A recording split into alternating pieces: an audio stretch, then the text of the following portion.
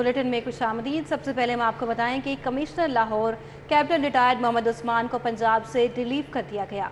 Captain retired Mohammad Usman को फौरी chief commissioner Islamabad report करने का हुक्म दे दिया गया है। कैप्टन रिटायर्ड मोहम्मद उस्मान को रिलीव करने से कमिश्नर लाहौर की सीट खाली हो गई है। कैसर खोकर से बात करेंगे। जी कैसर खोकर, अपडेट कीजिएगा। जी बिल्कुल, वफाकी हुकूमत के बाद पंजाब हुकूमत ने नोटिफिकेशन जारी किया है जिसके तहत commissioner Lahore captain retired Mohammad Usman को फौरी तौर पर पंजाब से रिलीव कर दिया गया है और उन्हें हुक्म दिया गया है कि कल जो पाकी गवर्नमेंट ने नोटिफिकेशन जारी किया था उसके मुताबिक वो चीफ कमिश्नर इस्लामाबाद का फौरी तौर पर जाकर चार्ज ले ले और पंजाब से चार्ज फौरी तौर पर कमिश्नर लाहौर का छोड़ दे। उनसे चार्ज वापस ले लिया गया है और कमिश्नर लाहौर की इस तरह सीट खाली हो गई है। अभी तक हुकूमत पंजाब ने कमिश्नर लाहौर का किसी को ना इजाफी चार्ज दिया है और ना किसी को तैनात किया है। जी बहुत शुक्रिया कैसर खोकर, हमें आगाह कर रहे थे।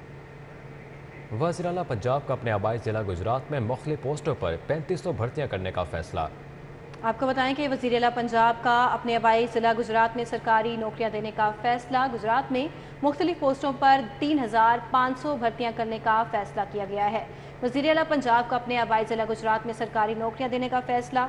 इन नौकरियों के मुतालिक तफसीलात अली रामे से जान लेते हैं। जी अली रामे।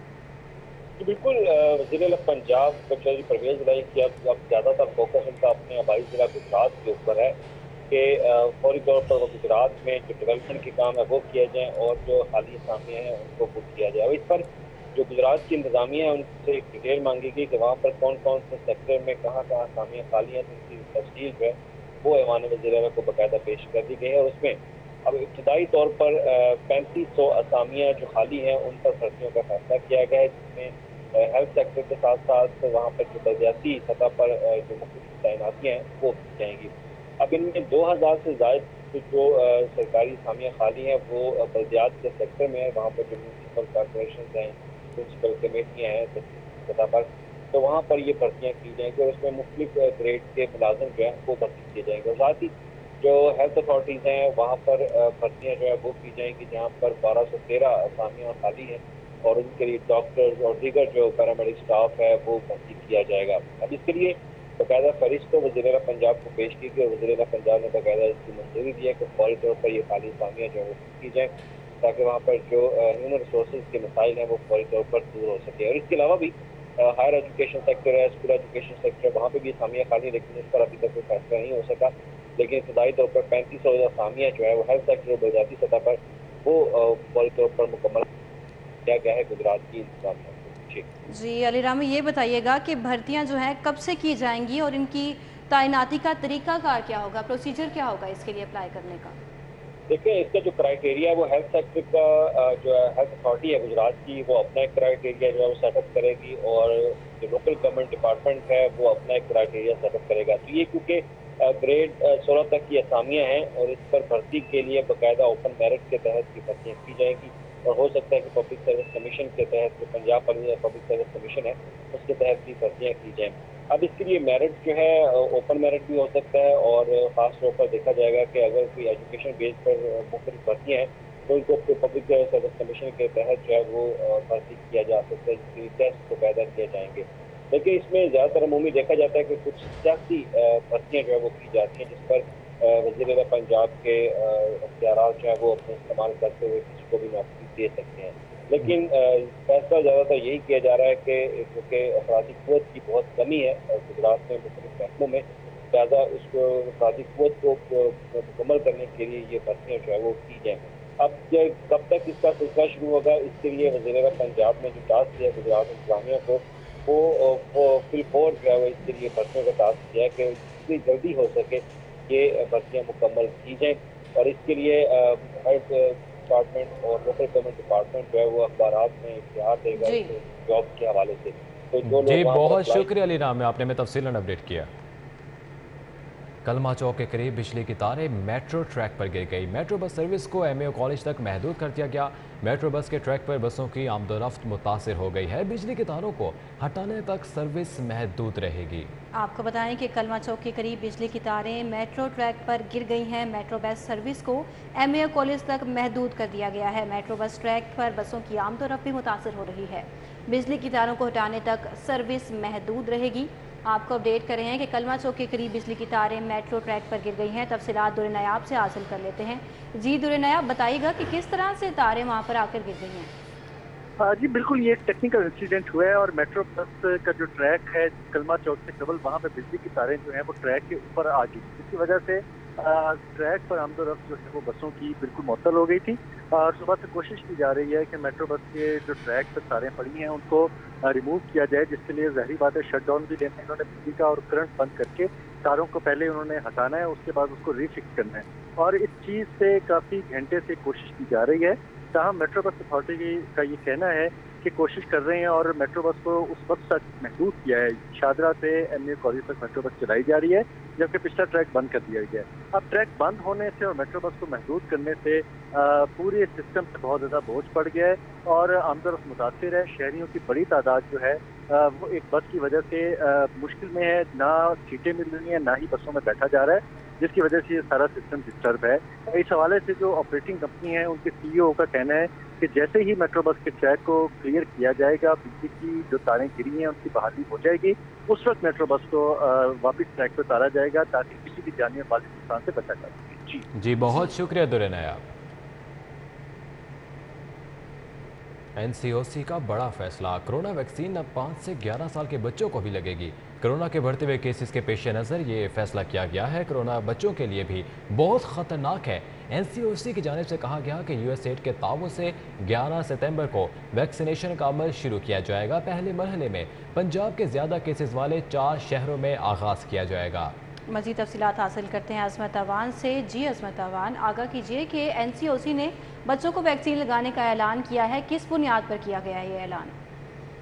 आज बिल्कुल एनसीओसी की जानिब से ये बहुत बड़ा फैसला किया गया है और कोरोना से बचाव की जो वैक्सीन है 5 से 11 साल के बच्चों को भी लग सकेगी। एनसीओसी ने 12 से ज़ायद साल की उम्र के लोगों को ये फैसला इसलिए किया कि जो 12 साल से ज़ायद उम्र के लोग हैं वो काफ़ी हद तक एक तो वैक्सीनेटेड हो चुके हैं और इस जो एनसीओसी वो अपना टारगेट है काफ़ी हद तक अचीव भी कर लिया है। और दूसरी तरफ जो कोरोना के जो केसेस हैं वो भी बढ़ रहे हैं, तो एनसीओसी ने फैसला किया जो कोरोना है वो ना सिर्फ 12 साल से बल्कि जो 12 साल से कम उम्र के बच्चे हैं उनके लिए भी बेहद खतरनाक है। तो इसलिए एनसीओसी ने फैसला किया है कि अब 19 सितंबर से 5 से 11 साल के बच्चों को कोरोना से बचाव की वैक्सीन लगाई जाएगी और इस वैक्सीन में यूएस जो एड और अमेरिका का जो ताउन है वो दरकार होगा। और पहले मरले में पंजाब के सबसे ज़्यादा केसेस वाले 4 शहरों में आगाज़ किया जाएगा, जिनमें जो शहर लाहौर है वो सर फहरस्त है, क्योंकि शहर लाहौर की जो कोरोना की मस्बत शरह पंजाब के दीगर शहरों के मुकाबले में बहुत ज़्यादा है। तो इस शरह को टैकल करने के लिए एनसीओसी ने फैसला किया कि मरला वाल जो वैक्सीन है 5 से 11 साल के बच्चों को वो लगाई जाएगी ताकि जो बच्चे हैं उनको भी इस खतरनाक मौलिक वायरस से बचाया जा सके। जी बहुत शुक्रिया अजमत अवान। सर्विसेज अस्पताल में बच्चों में दमे के इलाज के लिए क्लिनिक कायम, प्रिंसिपल सिम्स और professor Farooq Afzal MS doctor Ehtasham ने इफ्तिताह किया। शोबा पीड्स 2 के सरबराह प्रोफेसर ख्वाजा अमजद हसन ने क्लिनिक की इफादियत पर ब्रीफिंग भी दी। अपडेट्स लेंगे senior health reporter Zahid Chaudhry साहब से। जी जाहिद चौधरी साहब, अपडेट कीजिएगा। सर्विसेज अस्पताल के शोबा पीड्स 2 की जानिब से बच्चों में जो दमा का इलाज है उसके लिए अलग से एक एक्सक्लूसिव क्लिनिक है उसका क्याम अमल में लाया गया है। जो मरीज़ बच्चे हैं ख़ास तौर पे जो दमा के आर्जा में मुब्तला हैं, फेफड़ों के अमराज में मुब्तला हैं या उनको सांस लेने में दुश्वारी है, उनको किस तरह का इलाज यहाँ पे मैसर होगा, क्या सहूलतें दी जाएंगी। प्रोफेसर डॉक्टर ख्वाजा अमजद हमारे साथ मौजूद हैं। डॉक्टर साहब, ये क्लिनिक है एक्सक्लूसिवली आपने कायम, तो इससे क्या आप समझते हैं कि बच्चों में बेनिफिट होगा जो पेशेंट हैं? बिस्मिल्लाहिर्रहमानिर्रहीम। देखें, बच्चे घर के सबसे प्यारे अफराद होते हैं और उनसे सब मोहब्बत करते हैं। जब उनको तकलीफ़ होती है तो सारा घराना परेशान होता है। इसी तरह जब बच्चे को सांस लेने में दिक्कत, आप सोच सकते हैं तो कितनी परेशानी होती है, घुटन होती है। ये बच्चे जो हमने क्लिनिक कायम किया है ये ऐसा ही है कि जैसे जब आपको छुट्टी होती है किसी भी अस्पताल के यूनिट से, जैसे आप कार्डियोलॉजी से डिस्चार्ज होते हैं तो आपको एक डिस्चार्ज स्लिप, एक कार्ड मिलता है, उसमें आप अपना सारा रिकॉर्ड मुरतब करते हैं, क्या आपको बीमारी थी, क्या आपने उसका इलाज किया और आइंदा जब आप आएंगे तो उसमें आपकी दवाइयों का क्या जो आप इस्तेमाल कर रहे हैं, आपके क्या टेस्ट दरकार है, ये सारी मालूमात हम इस जो अस्थमा क्लिनिक में असेस करेंगे।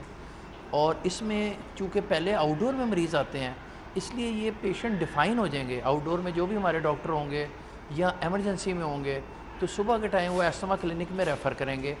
اس کلینک میں میں خود بیٹھوں گا اور میرے جو سینئر فیکلٹی ممبر روزانہ کی بیسس پہ جیسے ہم آؤٹ ڈور میں جاتے ہیں یہاں آئیں گے اور سپروائز کریں گے اس کلینک کو. تو اس بچوں کو یہ سمجھیں کہ اسپیشلسٹ کا ڈائریکٹ ایک تو جو ہے نا مشورہ ملے گا, علاج کر سکیں, جو پیچیدگیاں لاحق ہوتی ہیں ان کو بھی ٹریٹ کیا جا سکے, بر وقت تشخیص ہو سکے. تو یہ ایک ایسا جو مرض ہے جس کا نہ صرف علاج ممکن ہے بلکہ بچے صحت مند زندگی بسر کر سکیں. بہت شکریہ سینئر ہیلتھ رپورٹر زاہد چودھری صاحب آپ کا. اب آپ کو بتائیں متحدہ عرب امارات کی بایو ٹیکنالوجی کمپنیز کے وفد کا شیخ زاید ہسپتال کا دورہ. پاکستان میں پلازما فریکشنیشن فارمنگ کے مراکز کے قیام کا جائزہ لیا گیا.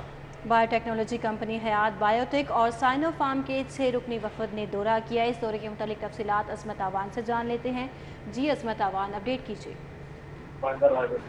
بالکل, متحدہ عرب امارات کی بایو ٹیکنالوجی کمپنیز کے وفد کا پاکستان میں پلازما فریکشنیشن فارمنگ کے مراکز کے قیام کا جائزہ لینے کے حوالے سے شیخ زاید ہسپتال کا دورہ کیا, جبکہ متحدہ عرب امارات کی بایو ٹیکنالوجی کمپنی حیات بایوٹیک اور سائنو فارم کے 6 رکنی وفد نے ثبوت برآمد جنرل کونسل شیخ احمد دلموک المکتوم اور عبید علی سربراہ انٹرنیشنل اسٹریٹجک انویسٹر حیات بایوٹیک کی قیادت میں پاکستان میں پلازما فارمنگ سینٹر کے قیام کے حوالے سے جائزہ لینے کے لیے شیخ زاید ہسپتال کا دورہ کیا, جبکہ پروفیسر ڈاکٹر سبقہ Zulfiqar, chairman and dean Sheikh Zayed medical complex اور ایڈمنسٹریٹر شیخ زاید ہسپتال ڈاکٹر اکبر حسین نے وفد کا خصوصی استقبال کیا, جبکہ ہسپتال میں امراض خون کے ماہرین نے وفد کو پلازما فریکشنیشن کے حوالے سے بریفنگ دی. وفد کے سردار ثبور برآمد نے بریفنگ اور بلڈ بینک کی سہولیت پر اطمینان کا اظہار کیا. ان کا کہنا تھا کہ متحدہ عرب امارات پاکستان کے شعبہ صحت کی ڈیجیٹلائزیشن میں تعاون اور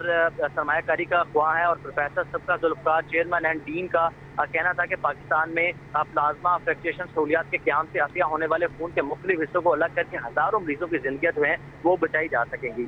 جی بہت شکریہ عصمت اوان.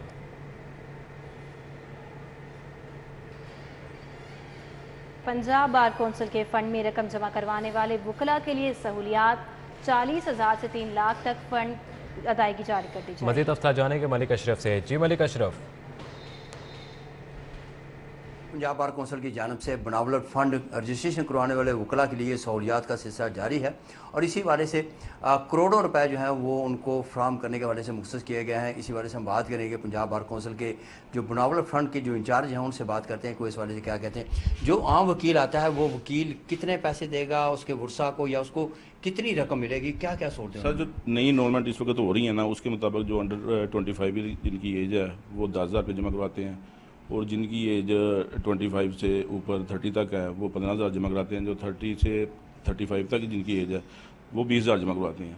تو ان کو جو ہم نے ریٹرن کرنا ہوتا ہے جب ان کا کلیم کسی کا آ جاتا ہے تو وہ 3 لاکھ روپیہ ان کو کلیم کو ان کو پے کرتے ہیں. اگر کوئی ان میں سے وکلا کو کچھ فوت ہو جاتے ہیں تو ان کو لوائقین کو 3 لاکھ روپے پے کرتے ہیں. اگر کسی کا ایکسیڈنٹ ہو جائے, پھر ایکسیڈنٹ ہو جائے سر اتنی رقم ہی ان کو پے ہوگی. اگر ایکسیڈنٹل ڈیتھ ہو یا نیچرل ڈیتھ ہو تو 3 لاکھ روپیہ ہم پے کرتے ہیں ان کو. شکریہ. یہ انچارج ہیں بناولٹ فنڈ سیکشن کے بارے سے. بہت شکریہ. نیوز اسٹوڈیو سے فی الوقت اتنا ہے.